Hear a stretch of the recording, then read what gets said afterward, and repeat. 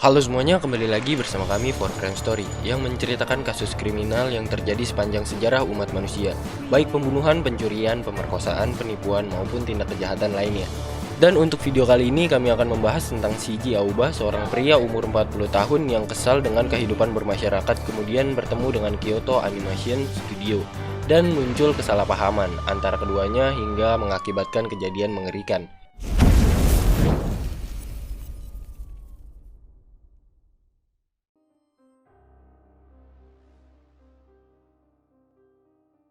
Kyoto Animation Studio ini didirikan pada tahun 1985 oleh Hideaki Hata bersama istri Yoko Hata. Pada saat berdirinya studio ini memulai produksi pertama kalinya dengan film animasi kecil buatan mereka sendiri. Dan kemudian terus berkembang sehingga menjadi satu company besar pada tahun 1999 karena kualitas anime yang diberikan oleh studio ini bisa dibilang cukup tinggi pada masanya.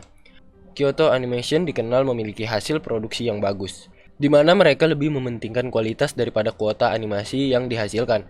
Selain itu, cerita yang dibawakan juga tergolong bagus dan mudah diterima oleh para penikmatnya. Salah satu anime buatan dari Kyoto Animation adalah Violet Evergarden dan The Silent Voice.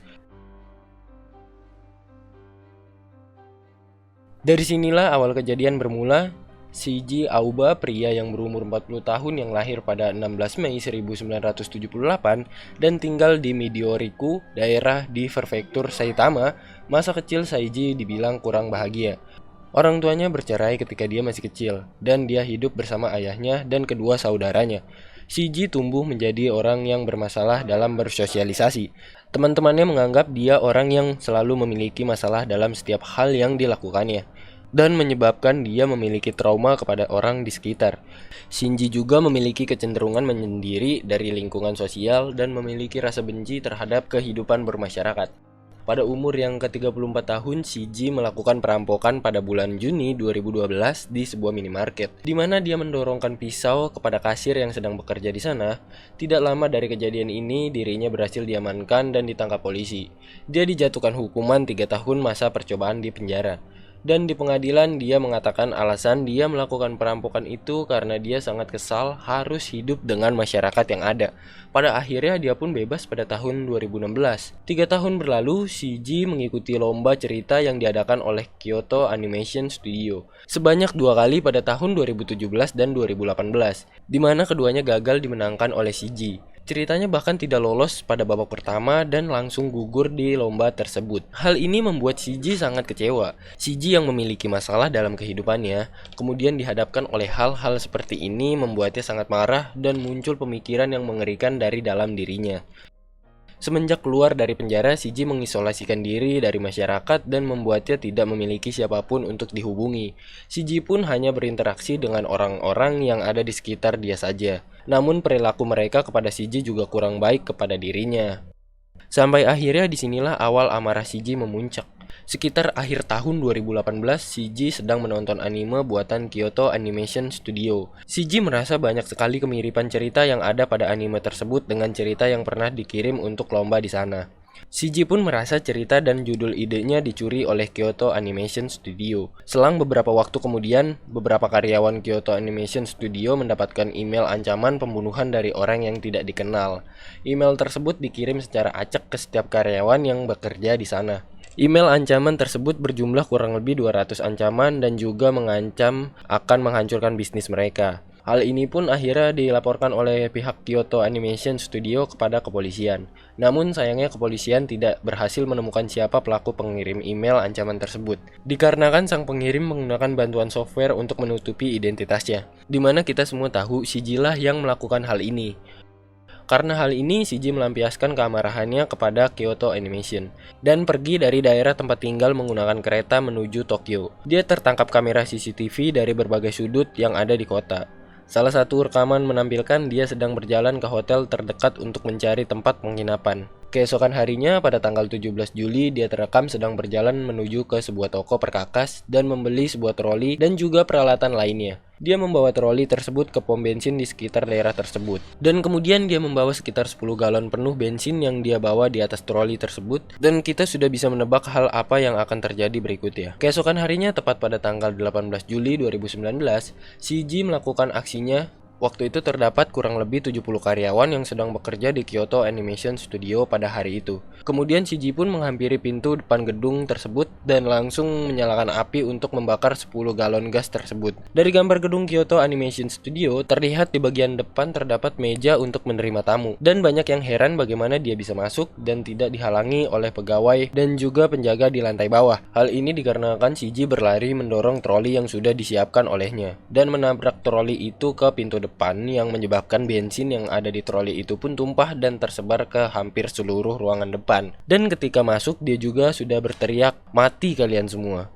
Jelas, hal ini sontak membuat pegawai di lantai bawah langsung takut dan tidak berani untuk menghentikan Shiji. Ditakutkan hal gila lainnya mungkin bisa dilakukan oleh Shinji.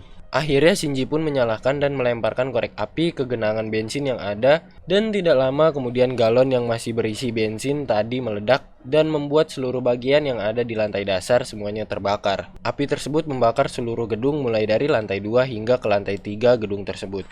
Lantai 2 dan lantai 3 menjadi bagian yang rusak paling parah. Jendela di lantai tersebut tertutup reruntuhan bangunan yang terbakar, yang menyebabkan karyawan pada lantai 2 dan juga lantai 3 tidak bisa menyelamatkan diri melalui jendela. Hal ini membuat orang-orang yang berada pada lantai tersebut berusaha mencari jalan lain untuk menyelamatkan diri. Mereka semua menuju ke arah pintu yang mengarah ke atap. Namun naas, pintu tersebut tidak dapat dibuka karena kerusakan yang diakibatkan oleh kebakaran tersebut. Kembali kepada Shinji Aoba. Setelah melakukan aksinya, Shinji selamat, namun karena ledakan yang diakibatkan dari galon tersebut, seluruh badan Shinji terbakar. Shinji berlari dengan kondisi badan menyala dengan api dan pada akhirnya tak sadarkan diri.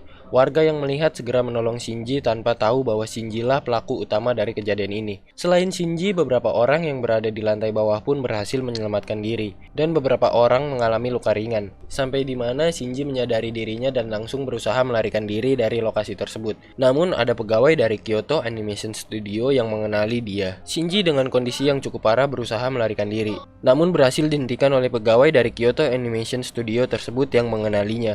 Dan pada akhirnya pihak kepolisian pun datang untuk menghampiri Shinji. Ketika polisi datang menanyakan Shinji terkait pembakaran gedung tersebut, dia mengelak dan langsung berkata, "Mereka mencuri karyaku tanpa izin. Aku ingin mengajukan proses hukum. Biarkan aku bertemu dengan manajernya." Shinji pun diamankan oleh kepolisian dan langsung diberikan pertolongan utama.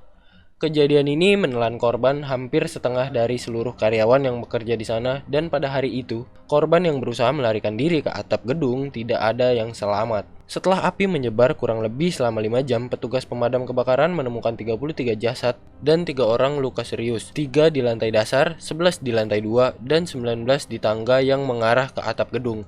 Kemudian 3 korban lainnya mengalami luka yang sangat serius dan pada akhirnya nyawa mereka tidak berhasil diselamatkan. Korban pun bertambah menjadi 36 orang. Dan hal ini menjadikan kejadian pembakaran Kyoto Animation Studio yang memakan korban jiwa terbanyak setelah akhir Perang Dunia Kedua. Ketika kepolisian mengumpulkan barang bukti, polisi menyatakan bahwa Shinji sudah menyiapkan rencana lain, di mana polisi menemukan pisau dan beberapa benda tajam yang belum digunakan yang dibawa Shinji pada hari itu, yang diasumsikan oleh pihak kepolisian akan digunakan oleh Shinji jika rencana pembakaran itu gagal dilakukan.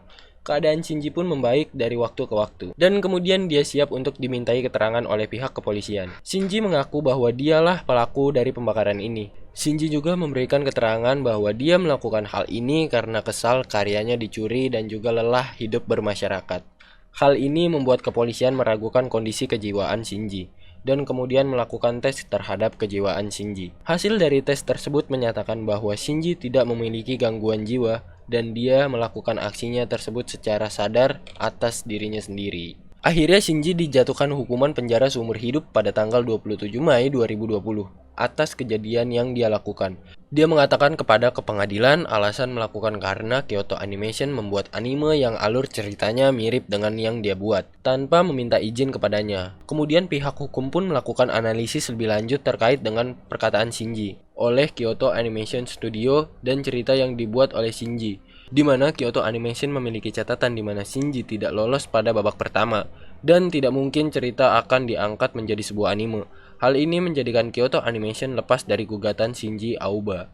Dan pada akhirnya Shinji menjalani hukuman sampai hari ini. Kejadian ini menjadikan duka bagi para penggemar Kyoto Animation Studio dan juga keluarga korban. Mereka meletakkan bunga di depan studio tersebut untuk mengenang dan menghormati seluruh korban dari kejadian tersebut. Kyoto Animation mengalami kerugian sekitar 30 miliar yen, namun mereka mendapatkan bantuan dari para penggemar yang mengumpulkan dana secara bersamaan untuk menggabungkan kembali Kyoto Animation Studio. Mengingat sangat disayangkan jika studio animasi yang bisa menciptakan banyak sekali hasil karya yang bagus harus berhenti berkarya karena kejadian ini.